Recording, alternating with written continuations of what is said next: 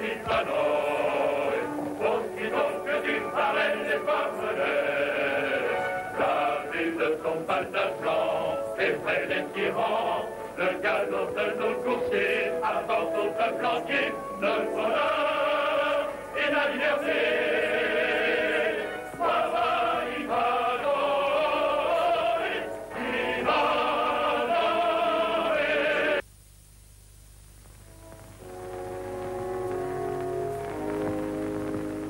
Se répète à la cour, père, qu'il prend jusqu'à 8 bains en moins de 6 mois. Ce sont là coutumes de sauvage. Il est aussi peu naturel pour un homme de se plonger dans l'eau que pour un poisson de ramper sur le sol. Mais laissons cela, j'ai plaisir à te revoir. Et j'entends bien te le prouver, mon fils. Je vais donner une grande fête au château demain. Nous allons célébrer un mariage. Un mariage? Qui se marie? Tu te souviens de Danella, la fille de Atoll, l'écuyer de feu Sir Godwin? Elle va épouser Ragan, le forgeron. Danella? Un forgeron? Oui, mon fils. J'ai donné mon consentement. Avez-vous oublié ce que je vous avais dit, que j'avais l'intention d'épouser Danella? Je croyais que tu avais oublié cette amourette, Bruno. Après avoir vu tant de nobles dames, tu ne peux plus te soucier de cette roturière. Quand elle sera ma femme, elle portera mes titres. Et de plus, elle a esprit et beauté. Cela suffit comme qualité. Atoll ne donnera pas son consentement. Laissez-moi faire. Je lui ferai comprendre que mon mariage avec Danella aura pour lui des compensations. Et s'il refuse, il y a d'autres moyens. Le mariage entre Danella et Ragan a été annoncé. Je ne puis plus revenir là-dessus. Père, une des raisons de mon retour ici était Danella. Et je l'épouserai avec ou sans votre consentement. Tu es obstiné, mon fils, mais j'aime assez cela. Si Danella donne son accord, je ne ferai plus d'objection. Je ne me suis jamais inquiété de l'accord ou du refus des femmes. J'ai mes propres méthodes avec elles. Nous verrons cela plus tard. Pour l'instant, il faut agir. Oh là! Oui, milord. Que l'on s'empare d'Atoll et qu'on l'enferme dans le donjon. Qu'il ne voit personne. J'y descendrai plus tard. Tu as bien compris? Oui, milord. Et surtout, je ne veux pas que Danella la prenne. Bien, milord. Et c'est comme ça que tu espères persuader Atoll? Je veux agir à ma façon. Et quiconque tentera de m'en empêcher le regrettera. Danella est amoureuse.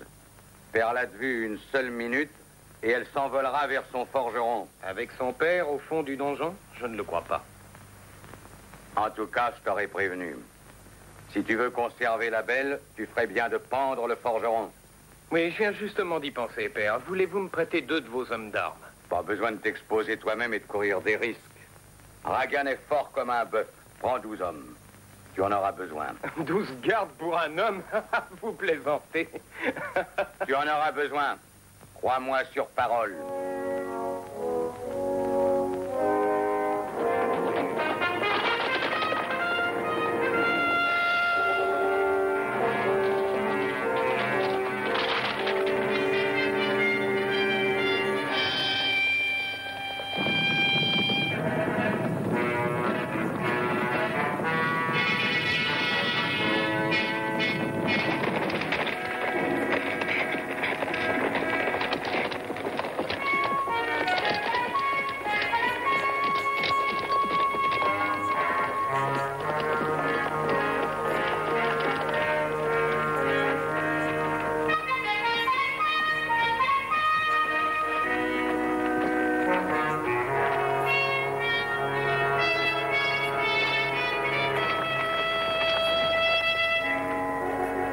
Juste au bas de cette route est l'auberge du Sanglier Noir. Et par là, à 1 lieue environ, se trouve la forge de mon cousin Ragan. Nous devrions y aller et le persuader de passer avec nous sa dernière nuit de célibataire. Oui, allez-y, Bart et toi. Pour moi, j'ai envie d'éprouver le confort de cette auberge. J'ai assez voyagé aujourd'hui. Bien, monseigneur, nous vous rejoindrons plus tard. Je crois que vous aimeriez connaître mon cousin. Il est fort comme un bœuf, mais il est doux et paisible. Tout le monde l'appelle le bon géant.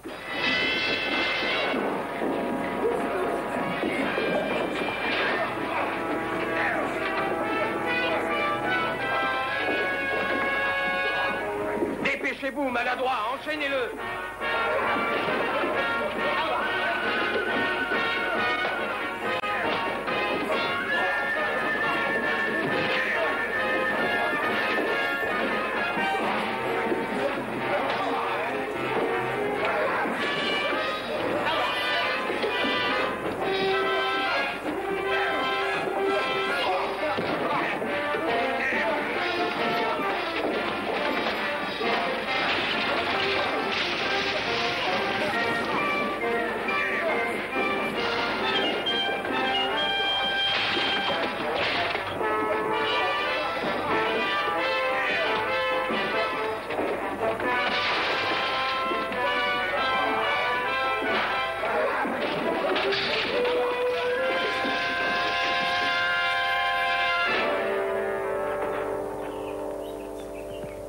À quoi m'êtes-vous utile si je dois faire tout le travail moi-même, imbécile? Passez-lui ses chaînes, et vite, avant qu'il leur prenne ses sens et vous assomme.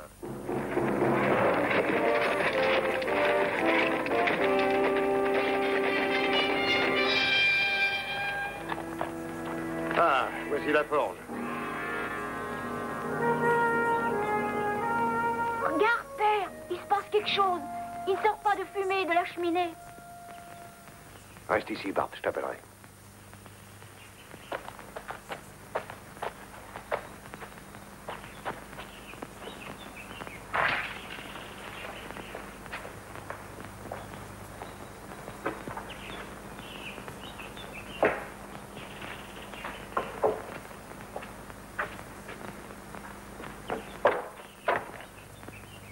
Bart, viens, dépêche-toi. Sors de là, toi. Qui es-tu et où est Ragan? Oh, pitié, je ne suis qu'un pauvre ménéstrel. Quel est ton nom? On m'appelle Ruskin, vous avez entendu parler de moi? Ruskin, le poète, le barde à la voix d'or. Tu me dis où est Ragan? Les hommes d'armes de Sir William l'ont emmené. Combien était-il?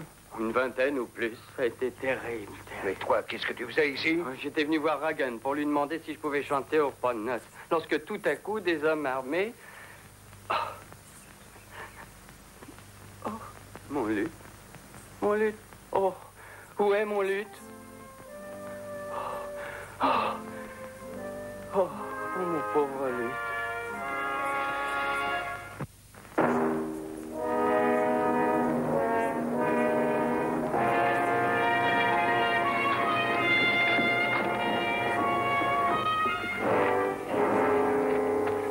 Oui, c'est entendu, jeune fille. C'est parfaitement vrai, je l'ai dit.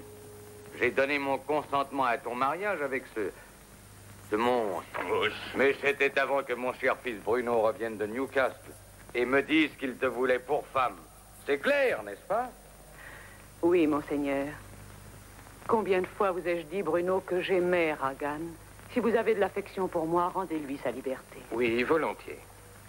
Sitôt notre mariage. Si vous la forcez à cela, messire Bruno, je ne vous conseille pas de me libérer, parce que dès l'instant où je serai libre, je vous broierai des mains que voici. Vous entendez ça, père? Et toi, garde, ce rustre a osé me menacer. Le châtiment doit être la mort. Mettez-le dans le donjon. Il sera pendu à midi. Et assez discuté. Attendez. Très bien. Si vous l'épargnez, je vous épouserai, Bruno. Non, Daniela. Je préfère mourir que de te voir sa proie. Je le jure. Mourir ne sert à rien. Mon père est déjà dans le donjon, attendant la torture. Ainsi, je vous sauve tous les deux. Emmenez-le!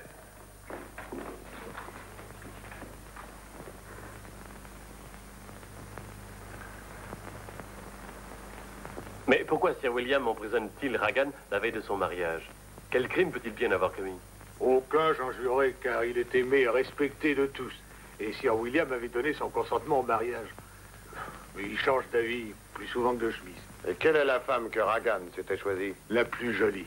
Son nom est Danella. Est-ce qu'elle apporte une belle dot? Non, sa famille a connu de mauvais jours. Son père était écuyer de Sir Godwin. Et selon l'ancienne loi, étant donné que Sir Godwin n'avait pas d'héritier, ses biens auraient dû revenir à son écuyer. Mais toutes ces terres furent données à Sir William de Belfonir, à son écuyer. Mais toutes ces terres furent données à Sir William de Belfonir. Donné par le prince Jean, je pense. Oui, Seigneur. Mais Ragan est le meilleur forgeron du comté. Il ne laissera pas Danella dans la misère tant qu'il pourra frapper sur l'enclume. Oui, mais où est Danella maintenant? À Belfort, Seigneur. Elle et son père sont en service au château. Si nous voulons faire quelque chose pour eux, il faut entrer au château. Si vous y entrez, j'ai peur que vous n'en sortiez jamais, Sir Ivanhoe. Ivanhoe? Je vous ai vu au dernier tournoi de Sheffield il y a un mois. Monseigneur, rien n'est plus difficile que de pénétrer dans ce château. Certaines gens semblent entrer et sortir de n'importe où, sans difficulté. Ce luth est peut-être un peu endommagé, mais il suffira pour ce que je veux en faire. Ce luth est ton manteau, ménestrel. Nous ouvrirons les portes du château de Belfort. S'il vous plaît, ménestrel. Oh, avec joie, Seigneur. Avec joie. Pourvu que je ne sois pas dedans, avec joie. Tenez. Mon cher Bruno, si seulement tu m'avais donné le temps, nous aurions eu une fête splendide. J'aurais même pu persuader le prince Jean d'être des nôtres, bien que la fille soit une roturière. Roturière peut-être, mon père. Mais pareille beauté n'est pas si commune. Ouais, en tout cas, il y aura beaucoup de monde. J'ai envoyé des troupes de cavaliers pour réunir les villageois et les serfs. Chacun, homme, femme et enfant, devra t'apporter un cadeau. Merci. Merci à vous, mon père.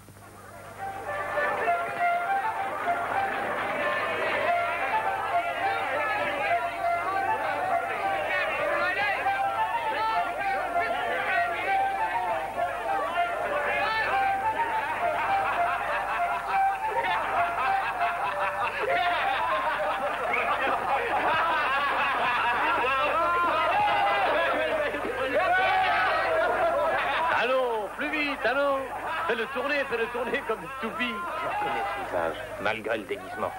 C'est Ivanoé de Rotherwood, j'en jurerai. Je l'ai vu maintes fois, à Sheffield, à Newcastle. C'est un dangereux trouble-fête, père. Faites-le arrêter tout de suite. Non, pas ici, pas dans la cour, pas de scandale. Si c'est Ivanoé, il faut attendre qu'il sorte de la foule. Tu sais combien il est cher au manant. Ça y est, et maintenant, pendons-le. Il n'y a plus de doute, père. C'est Ivanoé. Un ménestrel, hein? Il chantera un triste chant avant la fin du jour. Il n'a qu'un homme et un enfant avec lui. Prends quelques hommes et suis-le. Et dès qu'il sera sorti de la cour, attaque. Attendez. 1, 2, 3, et voilà. Merci beaucoup, brave Jean. Nous savons que Sir William de Belford et ses nobles amis préfèrent des distractions plus relevées. Oui, Ménestrel, toi et tes masques avaient choisi le bon jour. Le fils de Sir William, Messire Bruno, va se marier avec la fille d'Atoll, Danella, tout à l'heure. Tu as raison, nous avons choisi le bon jour. Merci, brave Jean.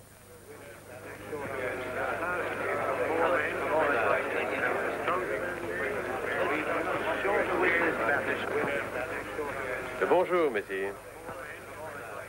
Le bonjour. Nous trouverons sans doute l'entrée du donjon par là. On devrait peut-être aller.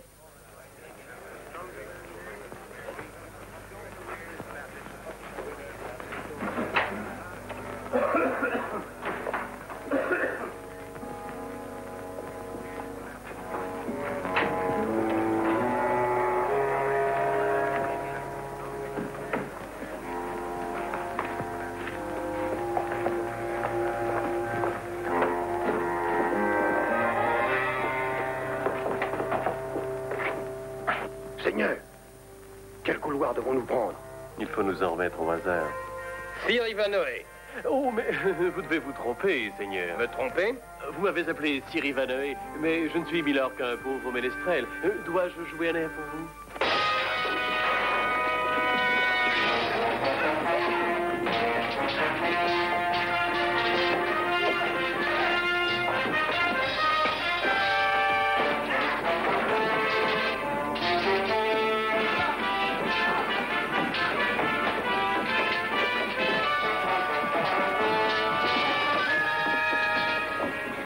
Rendez-vous à Merci, nous sommes en nombre.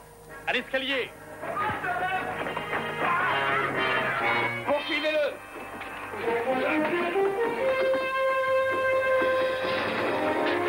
Milan! Sauvez-vous, Milan! Sauvez-vous! Ne vous occupez pas de nous!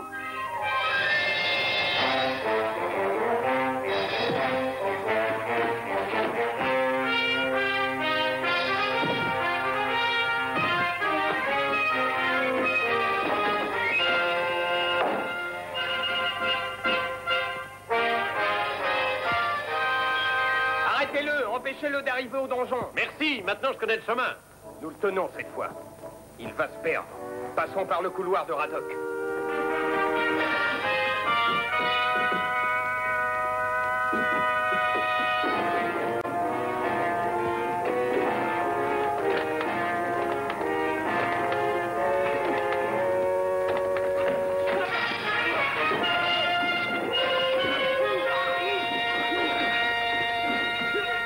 Amenez-le à la grande salle.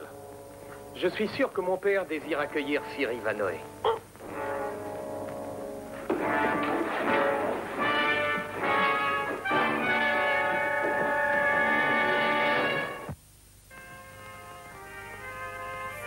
Un invité vous présente ses respects, mon père. Sire Ivanhoe, que ne m'avez-vous prévenu, je vous aurais reçu avec les honneurs dus à votre rang. Quels honneurs pouvez-vous rendre, vous qui n'en avez plus? Qu'est-ce que vous dites?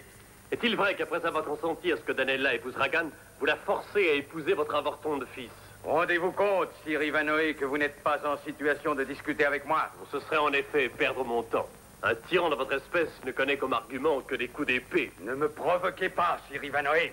La vérité vous irrite, Sir William. Alors écoutez bien. Vous avez volé à Atoll l'héritage de Sir Godwin qui aurait dû lui revenir. Je suis ici pour que justice soit rendue. Silence, chevalier prêcheur.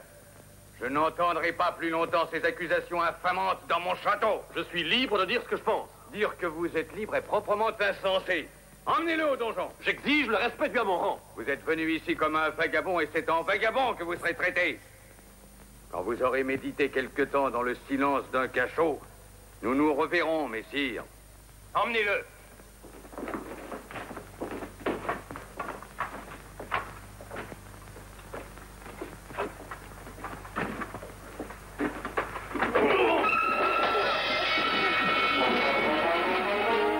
Idiot, ne le laissez pas échapper!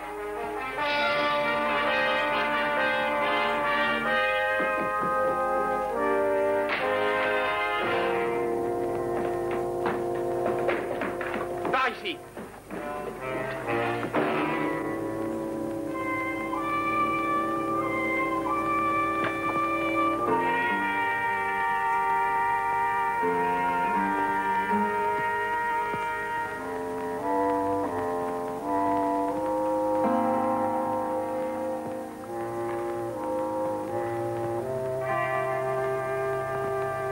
Merci, geôlier. Sir Ivanhoe. Conduis-moi vers Atoll et Ragan. Un cri et ce sera le dernier. Prends les clés.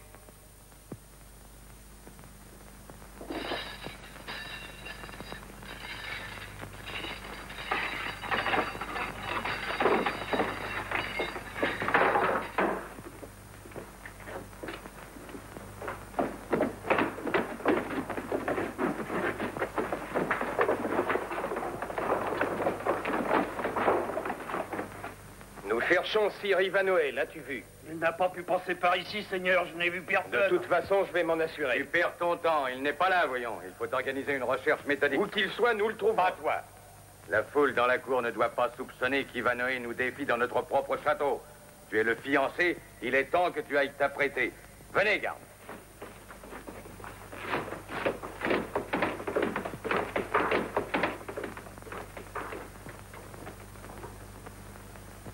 Nous pouvons travailler. Ouvre la porte.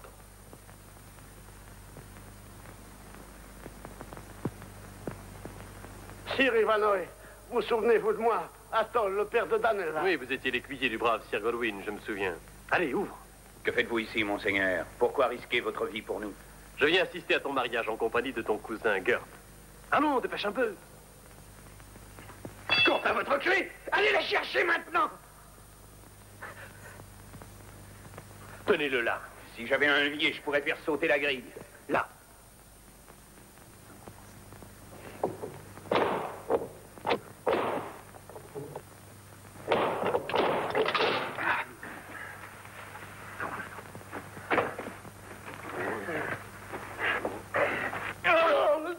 Allez, viens, ton mariage demande encore quelques préparatifs. Here, this might be you.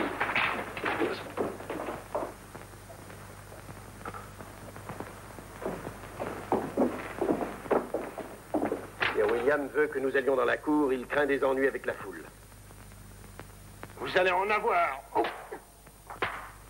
Pas besoin de garder ces deux-là. Bien. Art et Gert sont ici.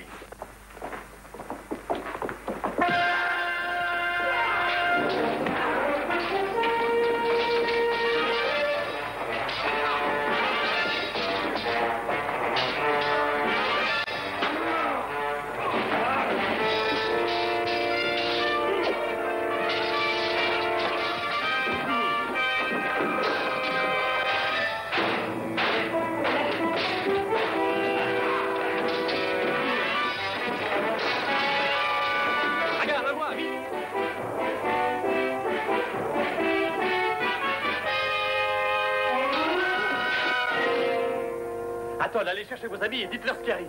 Très bien, Milord. Viens, regarde.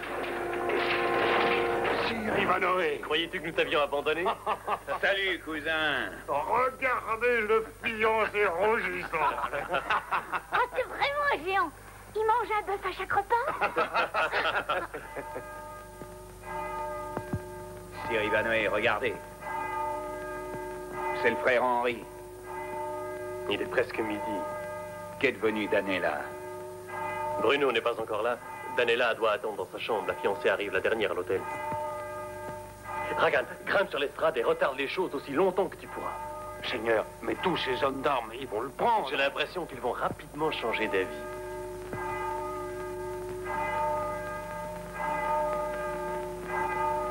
Maintenant, à Sir William et Bruno. Je crois que les appartements seront plus faciles à trouver que les cachots.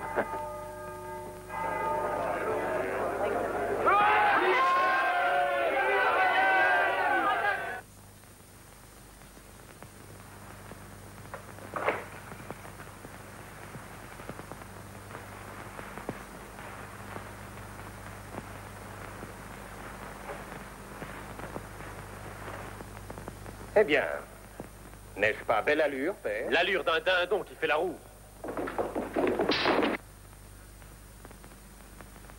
Ceci va dédommager un ménestrel de mes amis. Vous avez brisé son luth, souvenez-vous? Maintenant, vous allez faire exactement ce que je vais vous dire, à moins que Bruno ne préfère en discuter avec Ragan.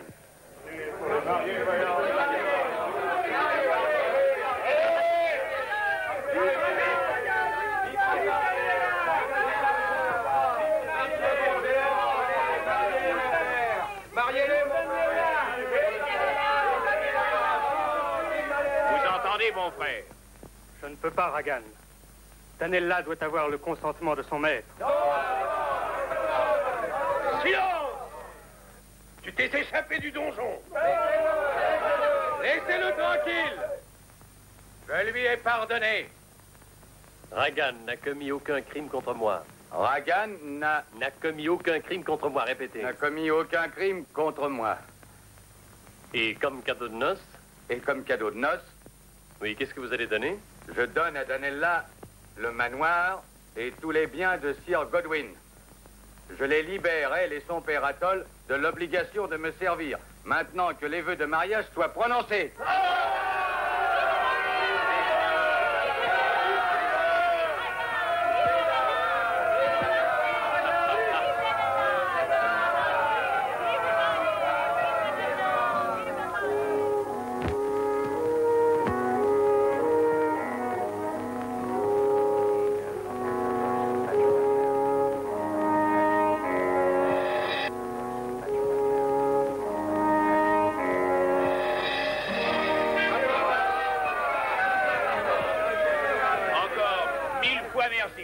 Tu es un heureux homme. Hé, Ruskin, voilà pour remplacer ton luth. Merci. Sire Ivanoé, si un jour je peux vous obliger... Tu peux m'obliger tout de suite, Ragan, en me permettant d'embrasser la mariée. Oh, Gert, je te préviens, s'il y a encore des gens de ta famille qui désirent se marier, ne me mets pas sur la liste des invités.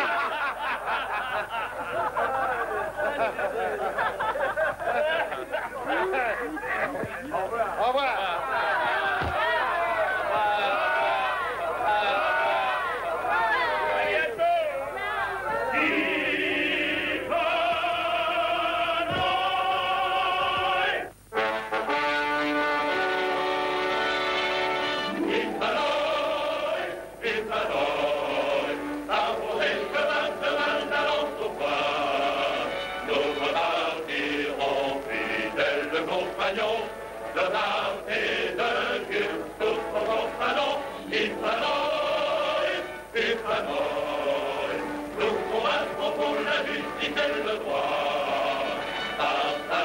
Notre roi, chevalier sans voix, être par Dieu resté long, tremblez dans vos donjons, notre roi.